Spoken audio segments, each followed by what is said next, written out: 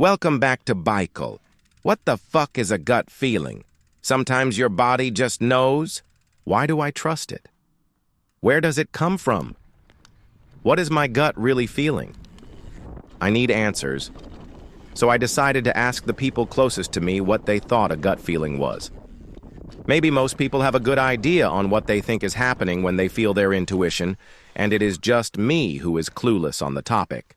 Could asking my friends give me the answers I desire? My housemate and best friend says, A gut feeling is when a little elf is hugging my intestines and saying, "Watch out, bro, be careful." I don't think asking him was the best idea in hindsight. My other housemate and best friend thinks, It is just an instinct that is linked to your base principles, your subconscious mind guiding your way. Now can you tell who is the smarter friend? After these two responses, I feel like I've gotten nowhere. So I decided to ask another housemate and best friend of mine, and he said, It's a dodgy tuna sandwich from the corner shop. So, I am at a loss. Even with this ocean of knowledge at my fingertips, I still am conflicted on what exactly the gut is feeling. Is it a little elf embracing my small intestine? Or is it an instinctual feeling our bodies have been learning for millions of years? So join me as I try to inform myself on something I have been wanting to know. Some say I have a bloodhound nose for knowledge. I load up Google. My fingers start typing away on their own. I couldn't believe it.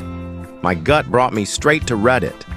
I had a strong feeling Reddit would be a great place to start this research. I was expecting to find deep, insightful, high IQ Redditors to be discussing theories on what this mysterious feeling may be. However, on Reddit, all I could find were a bunch of Redditors sharing stories of how their gut feeling saved their lives, and you can trust every word that they say. There is no way someone would ever lie on the internet, let alone read it. Trust me, it is all gospel. I was there. Shaki says, This happened like a year ago, but I still remember it clearly. I was walking to school and there was one of these roads where there's a little place in the middle for pedestrians to stop for a moment. So anyways, I was waiting not at the pedestrian stop, but at the edge of the road. This guy in a car gestured at me to cross the road, but my gut started screaming loudly at me to not go. He didn't even have time to roll down his window before the guy behind him crashed right into the back of the first guy's car, sending two cars skidding right across the fucking road and over the pedestrian stop thing. Avoided something big there. Mom of Pet states, I'm not sure if this counts, but when I was younger, I had this white betta fish named Dovey. One night I had an extremely vivid dream about waking up the next morning and finding her dead, as well as a very, very strong urge to wake up. I woke up and went down the hall to check on her. She was lying on the electrical socket near the tank. We always kept the tank a few feet to the side of the sockets and never directly in front of them in case some water splashed out. But I guess she jumped out and landed on one of them. I'm not sure if the small amount of water on her would have been enough to start an electrical fire if it got into the socket, but safe to say, I'm glad I woke up when I did. Also, she was alive and had only a minor injury to her side where she landed on the socket. Anonymous Neko 2,828 shares. I felt like I really needed to check on an old lady I sometimes give company to. She was having a heart attack in her house. Waking up in your sleep, knowing you are being watched, your own body saving you from imminent danger. How does the fuck does my gut know? It sounds to me as if something outside of our grasp is going on. Now, as much as I hate it, I feel it is important to understand what modern science has to say about these gut reactions before we dive into more spiritual, philosophical, and woo-woo prehistoric knowledge. Personally, I feel like modern science has really closed off a huge area of study, limiting exploration of subjective experiences like emotion, consciousness, dreams, and spirituality. Things that matter deeply but don't easily fit into lab experiments. I think science is a fantastic tool, But when it is treated like the only tool, it can shut down rich, ancient, and deeply human ways of exploring the world. The scientific worldview has crowded out other forms of knowledge. Often unintentionally, but sometimes deliberately, those who control the knowledge control the world. Science may be smarter, but perhaps not wiser. It was time to bring out the big guns. I went straight to the hub of all knowledge these days, ChatGPT. Here is what I found. Scientists are calling the gut the second brain. As well as digestion, our guts use over 100 million neurons to sense and process things independently from the brain. In our bodies, we have a gut-brain axis, a superhighway of nerve fibers that connect the brainstem to the gut. This connection occurs through various pathways, including nervous, endocrine, and immune systems. Essentially, it allows the brain to regulate gut function and vice versa, impacting everything from digestion to mental health. Neurons in our gut can sense patterns and intuition and send these feelings to the brain. A gut feeling is generally understood by science as a rapid, unconscious judgment or response your brain makes based on past experience, environmental cues, and internal body signals, kicking in before your conscious mind has had time to reason through the situation. We feel it in the gut thanks to the gut-brain axis. So that's it? It is just neurons and nerves firing off like clockwork. You are only your brain, a biological machine devoid of really being able to feel anything other than chemicals and biological signals. The greatness of this world reduced to chemical reactions and electrical impulses interpreted by the cerebral cortex. Am I really just a brain feeling everything I have ever known? I think that sucks. Well, luckily there is hope. There is the hard problem.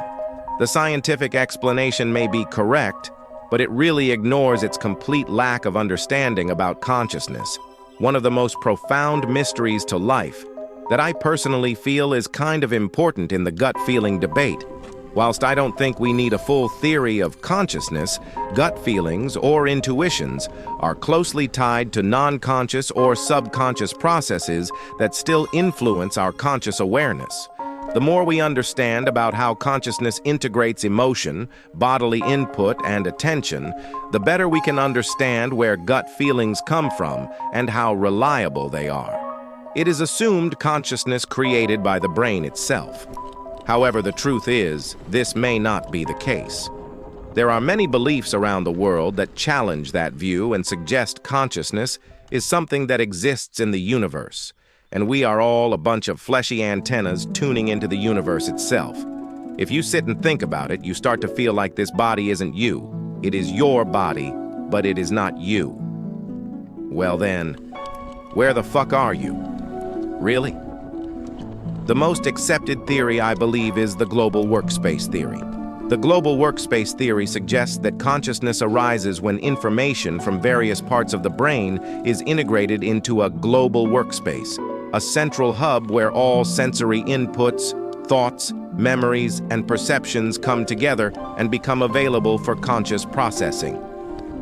This idea sounds similar to the Buddhist belief of observer consciousness, consciousness that observes thoughts, emotions, and perceptions, but is itself unchanging and non-local.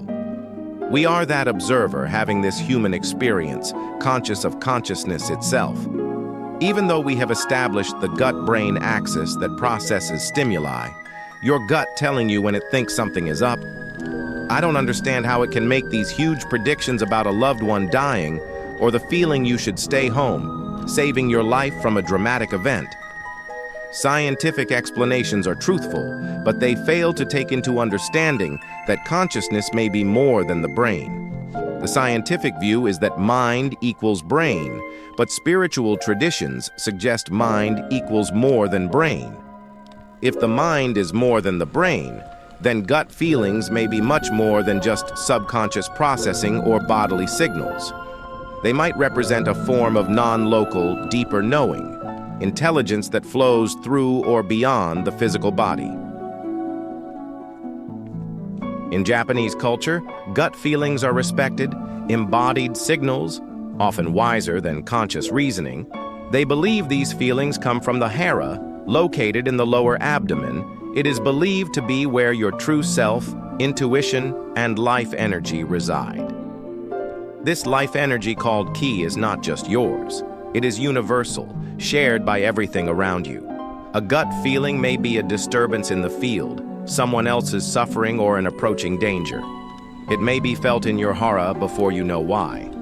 The Japanese might say someone has a strong hara, meaning they're composed, intuitive, and aligned with their inner sense of right action. The more you know about your mind, the better and more accurate your intuition may be. Gut feelings are not accidental. They're the product of alignment, sensitivity, and embodied awareness. In Buddhism, you are not a single central I producing thoughts and sensations. You're more like a stage on which sensations, emotions, thoughts, and intuitions come and go. This idea is called anatta, meaning no self. So when you have a gut feeling, Zen would not necessarily say you had a gut feeling, but rather, a gut feeling arose in the field of awareness. A gut feeling might arise due to causes and conditions, your environment, relationships, your history, or subtle cues that never made it to your conscious mind. But it's not generated by a self. It's part of a larger, interdependent unfolding. It can be the result of deep resonance with the present moment, like how a string vibrates when a tuning fork is struck nearby.